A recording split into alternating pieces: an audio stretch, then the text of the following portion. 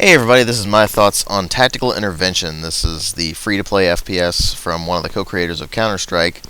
Just came out on Steam not too long ago, so this isn't really a full sort of my thoughts on it conclusively or anything like that. It's more of a first impressions kind of thing.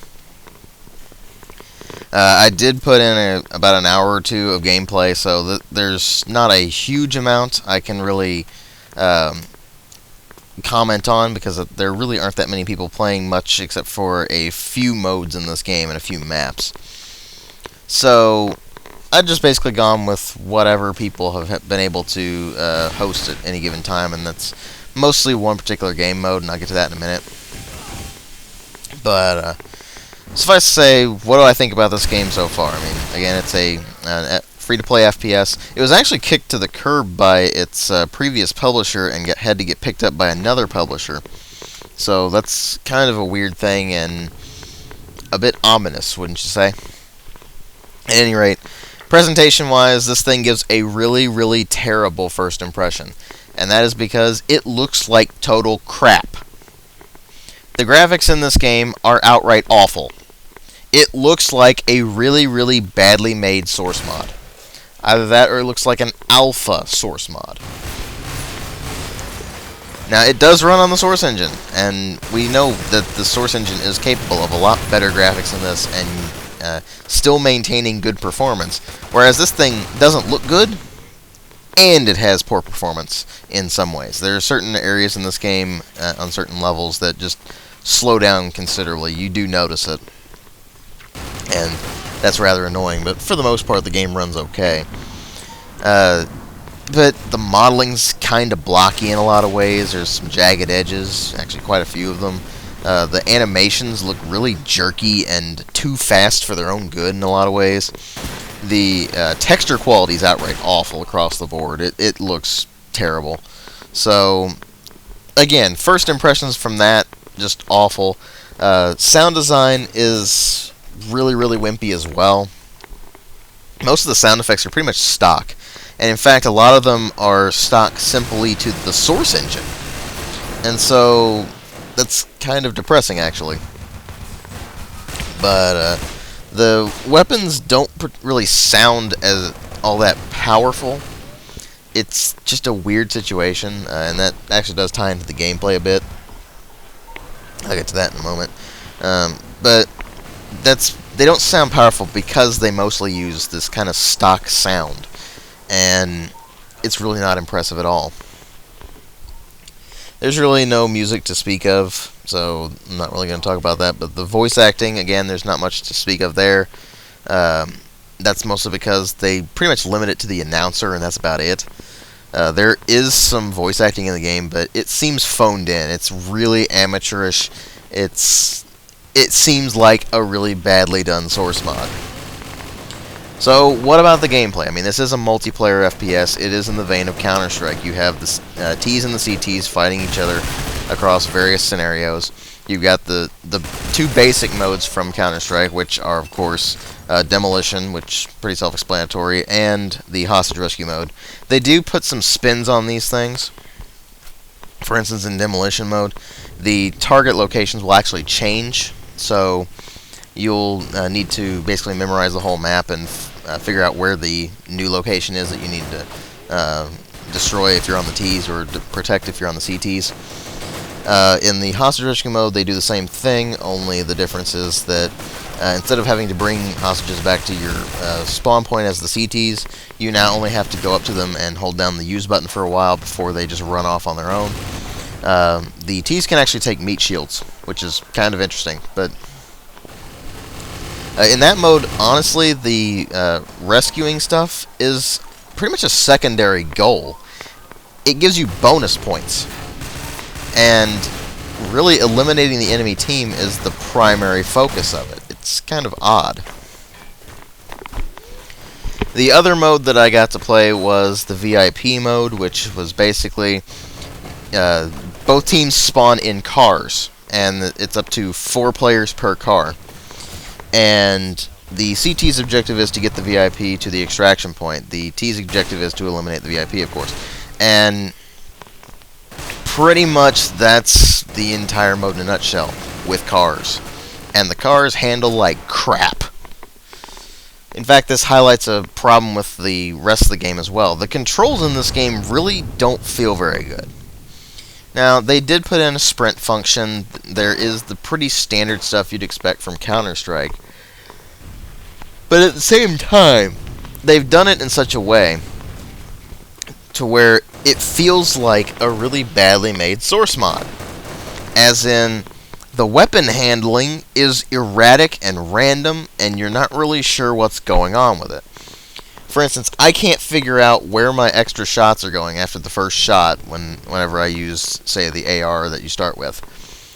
I can't figure out where the shots are going.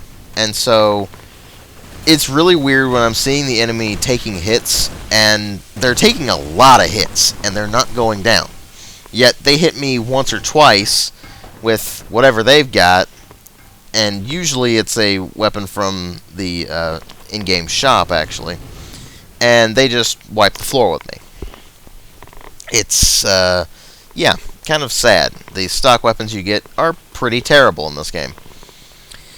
But, with that problem with the recoil patterns being really hard to figure out, it really doesn't help that the recoil in this game is incredibly severe. You're going to have a lot of compensation to do in this thing, and when you don't really know how to compensate for things, that's a serious problem. Particularly if you come from something like Counter-Strike and you find that the game feels absolutely nothing like Counter-Strike, despite having a lot of similarities with Counter-Strike. It's really weird. But the gun handling in the game just feels outright awful. And it's not just that it's weird and unusual, it's just that it feels terrible. It's an odd situation. That normally doesn't happen in an FPS, but it managed to happen in this one.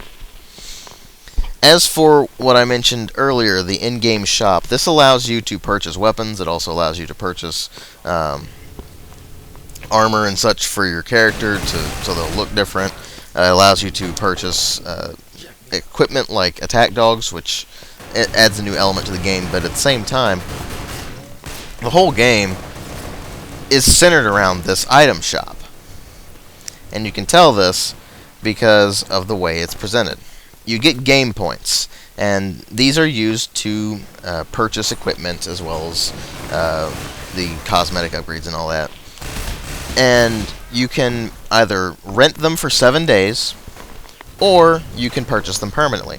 Purchasing them permanently takes forever, because the amount of game points that you actually get from doing things in the game is minuscule. I mean, we're talking, if you do well, you're lucky to get maybe 150 to 200 game points. Otherwise, expect to get under that. And of course, if you didn't manage to do anything in the match, expect to get none. So, it's really, really odd the way they've set this thing up, and it really does come across as a pay-to-win game. Because instead of having to pay these exorbitant amount of game points to purchase a weapon permanently or any other piece of equipment permanently, you can just pay real money and get it permanently, no problem. And when the weapons in the shop and such are outright better in every way than what you get stock, it really does come across as pay to win. Now, obviously, you can get the stuff in the store through playing the game, but it takes a really, really long time. And that's if you're going for permanent. Even if you're going for the rental prices, it still takes a really, really long time, because even the rental prices are pretty ridiculous. We're talking about $7,000 for a 7-day rental of one weapon. Now, keep in mind that you're not really getting that many game points per game, and you can see where this would be a problem. And the modes in this game, while some of them are kind of inspired and some of them are kind of cool, like the VIP mode in the game, at the same time, the game just ends up falling flat on its face. Now, I don't know if it's in beta or not. I didn't see anything that said beta. So, if this is the full release of this game, it's pretty shameful. If not, then it has a ludicrous amount of work to go through. They've got way too much they need to fix up. And the things that lead me to think it might be a beta is because you don't really have that much gear available to you. For instance, with the ARs, you get access to the M1, or A1 actually, I think is what it's called in the game, in the as a stock weapon, and then you get access to basically 4 other ARs in the game. And these are all in the item shop. I think they might be putting in more because it feels like it's a beta, or actually in this case it feels more like an alpha. It's extremely buggy. I've seen tons of glitches all over the place. I've had connection errors all over the place. It's a mess. And for it to be put out in this state and having them have microtransactions in it right now is pretty much shameful. So again, this is pretty much just a first impressions thing. This is just me having played it for about an hour or two. I haven't really gotten into the meat of the game, and I don't want to get into that, just because the experience I've had so far with it is just so blatantly awful. And the weird thing is, I've read posts and such from people who played it a long time ago, back when it was actually in the alpha stage and actually in the beta stage, and they were saying it's actually no better than it was back then. And that was months ago. That bothers me. So, summary thoughts on Tactical Intervention for now. It's a crappy game so far. It has a massive amount of work to be done before it actually becomes decent. It feels like a really badly made source mod, only with microtransactions in it. That's all, folks.